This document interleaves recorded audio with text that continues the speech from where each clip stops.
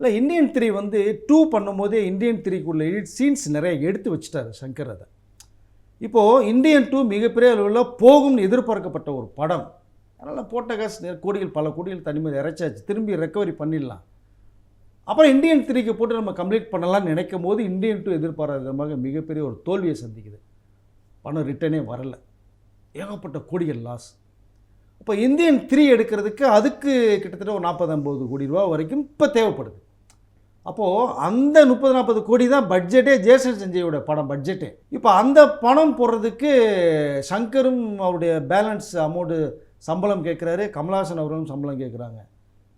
அது கொடுக்க பணம் இல்லை. இன்னும் ஒரு 20 நாள் ஷூட்டிங் இருக்குன்றாங்க, ஷூட்டிங் பண்ணுறதுக்கு பணம் இல்லை. பட் இதெல்லாம் நீங்கள் சேர்ந்து பண்ணி கொடுங்க, இந்தியன் 3 ரிலீஸ் ஆனதுக்கப்புறம் பிஸ்னஸ் பண்ணதுக்கப்புறம் பணம் எல்லாமே ஷேர் பண்ணலாம் அப்படின்ற அளவுக்கும் பேசப்பட்டதாக ஒரு தகவல். பட் அதற்கு அவர்கள் சம்மதிக்கலை, அப்படி நிற்கிது.